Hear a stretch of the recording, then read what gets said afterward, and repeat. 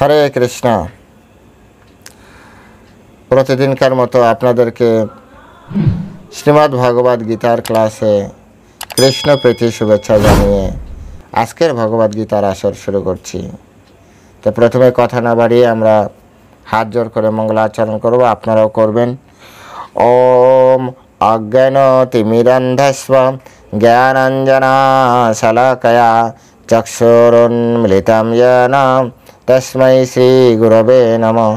श्रीचैतन्यमनोभीष्टं स्थापितं जनभूतले स्वयं रूप कदा मायं ददाति सपदान्तिकं। नमः विष्णुपादाय कृष्णपृष्ठाय भूतले श्रीमते भक्तिवेदान्त स्वामिनिति नामिने। नमस्ते सरस्वती देवे गौरवाणी प्रचारिणे निर्विशेषशून्यवादी पाश्चात्य देशतारिणे। जय श्री हे कृष्ण करुणा सिंधु दीनबंधु जगत्पते गोपेश गोपिका कांत राधाकांत नमस्तुते। तप्त कांचन गौरांगी राधे वृंदावनेश्वरी वृषभानुसुते देवी प्रणमामि हरिप्रिये। जय श्री कृष्ण चैतन्य प्रभु नित्यानंद श्री अद्वैत गदाधर श्रीवासदि गौरभक्तवृंद। हरे कृष्ण कृष्ण कृष्ण हरे हरे, हरे राम राम राम हरे हरे। ओम नमो भगवते वासुदेवाय, ओम नमो भगवते वासुदेवाय, ओम नमो भगवते वासुदेवाय। श्रीमद् भगवद गीता सांख्य योग श्लोक नंबर 10। সঞ্জয় উবাচ, সঞ্জয় কথা বলেছেন। তম উবাচ ঋষিকেশ প্রহাসন ইব ভারত সেনৈর উভয়ের মধ্যে বিষিদন্তম ইদম বচঃ। তম উবাচ ঋষিকেশ প্রহসন ইব ভারত সেনৈর উভয়ের মধ্যে বিষিদন্তম ইদম বচঃ। এখন আমরা এই সংস্কৃত শ্লোকের শিলা প্রভুপাদ কর্তৃক যে ভাষানুবাদ সেটি পড়ব। হে ভারতবংশীয় ধৃতরাষ্ট্র, সেই সময় স্মিত হেসে শ্রীকৃষ্ণ উভয় পক্ষের সৈন্যদের মাঝখানে বিষাদগ্রস্ত অর্জুনকে এই কথা বললেন।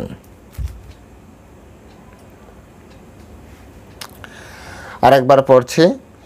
হে ভারতবংশীয় ধৃতরাষ্ট্র, সেই সময় স্মিত হেসে শ্রীকৃষ্ণ উভয় পক্ষের সৈন্যদের মাঝখানে বিষাদগ্রস্ত অর্জুনকে এই কথা বললেন।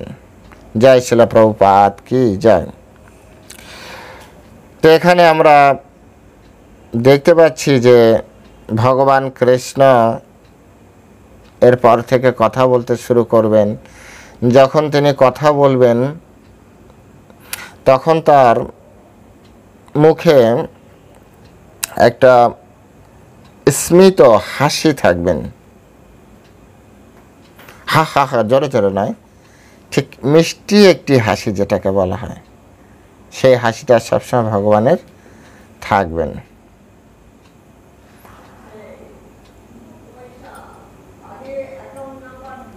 কৃষ্ণ কেন এরকম হাসলেন? তমোবাচ ঋষিকেশম প্রহসন ইব ভারতম। শ্রীল বলদেব বিদ্যাভূষণ বলছেন যে কৃষ্ণ এবং অর্জুনের যে রিলেশন, সেই রিলেশনটি ছিল সখ্য বন্ধুত্বপূর্ণ রিলেশন।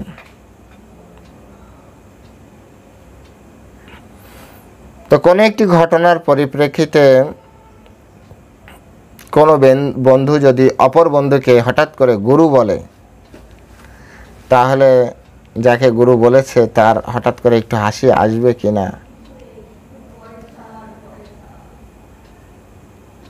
তাই এখানে কৃষ্ণ অর্জুনের এই যে গুরু বলা এবং অর্জুনের মতো জ্ঞানী ব্যক্তি কিভাবে বিপরীত শাস্ত্রের বিপরীত ব্যাখ্যা দিচ্ছে বা যেভাবে স্থানকাল পাত্র অনুযায়ী দেওয়া উচিত পূর্ণরূপে দিচ্ছে না, সেটা জেনে হাসছে। আমরাও মাঝে মাঝে এরকম হয়, যখন আমরা গীতা প্রচার করতে যাই তখন আমরা অনেক জ্ঞানী ব্যক্তি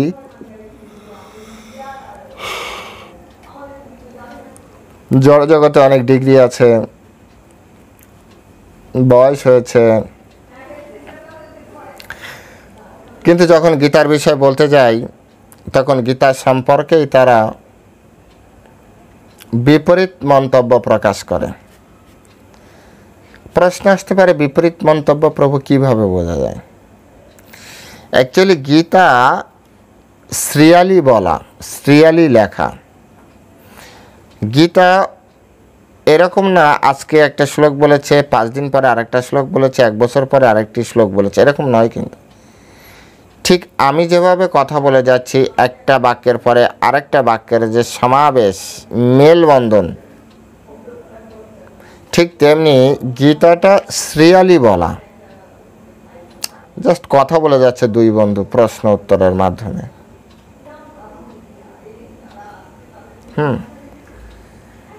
তো যখন কেউ একটা শ্লোকের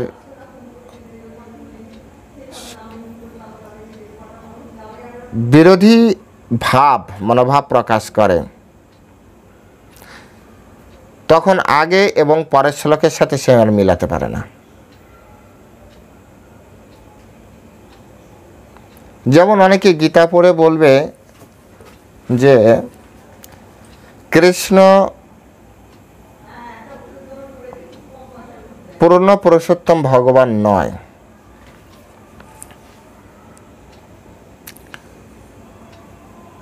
তিনি ওই সময় ব্রহ্মের সাথে যুক্ত হয়ে এই কথাগুলি বলেছিলেন। তো যদি এই কথা মেনে নিলাম তর্কের খাতিরে, তাহলে অহম সর্বস্ব প্রভব মত্ত সর্বম প্রবর্ততে এই শব্দে, এই বাক্যের কি মানে দাঁড়ায়? আমার থেকে সব কিছু সৃষ্টি হয়েছে, কৃষ্ণ নিজে বলছেন। বলবেন না, ওনার তো ওইটার সময় তো যোগযুক্ত হয়ে বলেছে। আরে যোগযুক্ত হয়ে কি নিজের উপরে দায়ভার নেয়? এরকম হয় নাকি কখনো?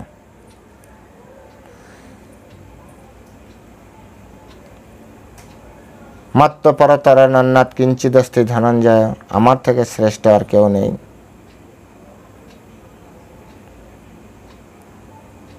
এই ব্রহ্মাণ্ডে আর কৃষ্ণ ছাড়া আর কেউ যোগযুক্ত আর কখনোই হয়নি।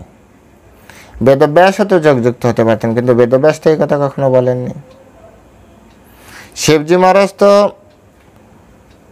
আপনারা জানেন, ধ্যানে ওনার থেকে শ্রেষ্ঠ আর কে আছে? ধ্যান, উনিও যোগযুক্ত হতে পারেন, কিন্তু উনি তো কখনো এরকম বলেননি। বরঞ্চ ওনারা তপস্যা করতেন। তাই এখানে বিরোধী ভাব এইভাবে বোঝা যায়, যদি কেউ একটি শ্লোকের মানে চেঞ্জ করে, তো পূর্বের আর পরের শ্লোক দ্বারা সে ওই তার পরিবর্তন করা যে শব্দের মানে, সেটাকে বা বাক্যের মানে তা প্রতিষ্ঠিত করতে পারবে না, বিপরীত প্রকাশ পাবে। সেই জন্য ভগবান এখানে হেসে হেসে বলছেন, আরে অর্জুন, আমি তোমার বন্ধু, আর তুমি এখন আমাকে গুরু বলছো। আবার গুরু বলছো তো বলছো যেসব বিষয় শাস্ত্রে যেভাবে পূর্ণ ব্যাখ্যা নেই, যেভাবে ব্যাখ্যা নেই, তুমি আমাকে সেইভাবেই ব্যাখ্যা প্রদান করছো। এই সকল কথা চিন্তা করে তিনি হাসছেন। হেসে হেসে এই কথাগুলি তিনি বলছেন। যেহেতু এখানে স্মিত হাসা অট্টহাস্য বোঝায়নি, বলদেব বিদ্যাভূষণ এবং বিশ্বনাথ চক্রবর্তী ঠাকুর খুব সুন্দরভাবে এটি বুঝিয়েছেন। যেহেতু তার আগে অর্জুন গুরুরূপে স্বীকার করেছে, তাই শিষ্য ভুল করবে, কিন্তু তার এই ভুলে জন্য তাকে উপহাস করা যাবে না। শিক্ষা প্রদানে গুরুর অধিকার আছে, কিন্তু শিষ্যের ভুল করার অধিকার আছে, কিন্তু শিষ্যের ভুল করার জন্য গুরুদেবের এই অধিকার নেই যে তাকে উপহাস করে। এটা তো ন্যাচারাল, শিষ্য ভুল করবে। শিষ্য ছোট, গুরু গুরুত্বপূর্ণ ব্যক্তি, তত্ত্বদ্রষ্টা। সেই জন্য এখানে বলা হচ্ছে প্রহাসা নিব, মানে স্মিত হেসে, হালকা করে হেসে এই পরের কথাগুলি তিনি বলবেন। যদিও তিনি হেসে বলবেন, কিন্তু অত্যন্ত গুরুত্বপূর্ণ বিষয় তিনি উপস্থাপন করবেন।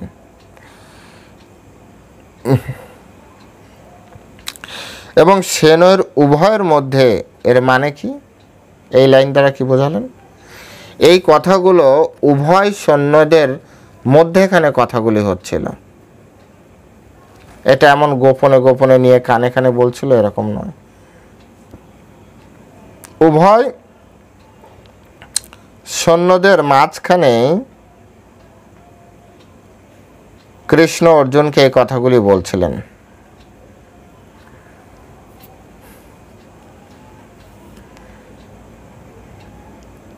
এছাড়া বিষিদন্তম ইদাম বচ, বিষিদন্তম ইদম বচ মানে কি? অর্জুন অত্যন্ত বিষাদগ্রস্ত ছিলেন, শোকানলে দগ্ধ ছিলেন।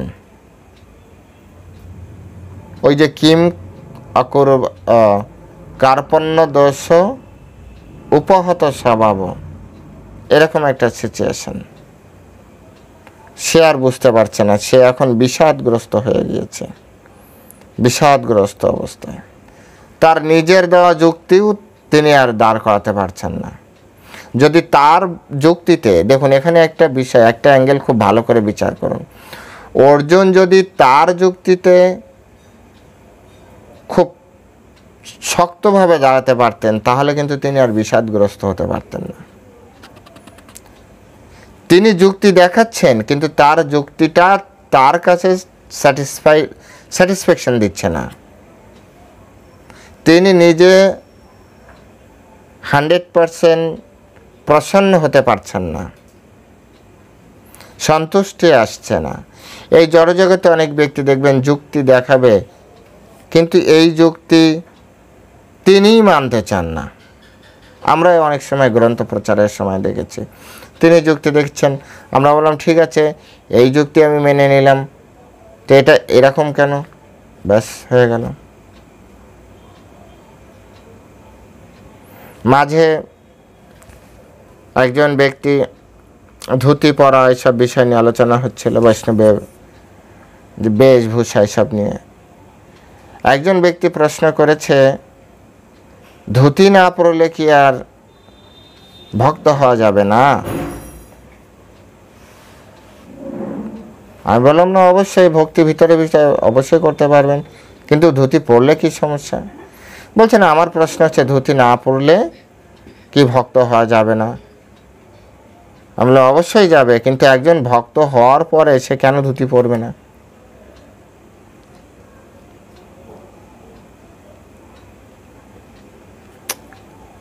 আর কোনো উত্তর দিতে হবে যে আপনি যদি ভাবছেন আপনি ভক্ত হয়ে গেছেন, কৃষ্ণ ভক্ত হয়ে গেছেন, আপনার ধুতি পরতে সমস্যা কি?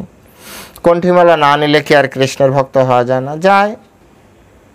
কিন্তু যদি কৃষ্ণ খুশি হয়, কৃষ্ণের খুশি নিতে আপনি কৃষ্ণ ভক্ত, কণ্ঠিমালা পড়লে কি সমস্যা? মেনে নিলাম কণ্ঠিমালা না পড়লে কি কৃষ্ণের ভক্ত হওয়া যায় না? যায়। আপনি কৃষ্ণে ভক্তি করুন, কিন্তু যেহেতু আপনি কৃষ্ণে ভক্তি করছেন মানে আপনি কৃষ্ণ ভক্ত, আর কৃষ্ণ খুশি হয় কণ্ঠিমালা পড়লে, তো যেহেতু আপনি ভক্ত, ভগবানকে খুশি করার জন্য আপনি ভালো মন্দ বা নাই বা বিচার করলেন, কণ্ঠিমালা পড়লে কি সমস্যা? এরকমভাবে বললে ওই সকল ব্যক্তিরা আর কোনো যুক্তি দিতে পারে না, অর্থাৎ তাদের যে যুক্তি সেই যুক্তিটাও তারা আর দাঁড় করাতে পারে না। অর্জুনের অবস্থা হচ্ছে তাই। অর্জুন এত ধর্মনীতি, এত সমাজনীতি, এত রাজনীতি, এত অর্থনীতি সম্পর্কে জেনেও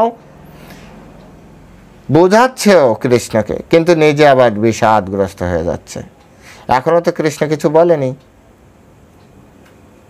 এই সবে সবে এর পরের শ্লোক থেকে শ্রী ভগবান উবাচ শুরু করবে।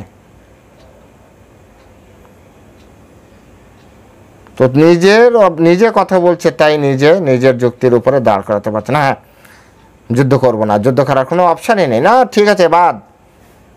কিন্তু ভিতরে ভিতরে এরকম কাজ করছে না, ভিতরে ভিতরে তার অন্য ভাব কাজ করছে, দ্বন্দ্ব ভাব। এই দ্বন্দ্ব ভাবের কারণেই আমরা সব কাজে পিছিয়ে পড়ি। এখান থেকে শিক্ষা হচ্ছে আমরা দ্বন্দ্ব মোহ থেকে বেরিয়ে এসে তত্ত্বদ্রষ্টা গুরুদেব, যিনি কৃষ্ণ তত্ত্ববেত্তা, তার চরণে আত্মসমর্পণ পূর্বক আমরা জীবনে চলার যে পথ, সেই পথ খুঁজে বের করব। হরে কৃষ্ণ, সকলে ভালো থাকবেন।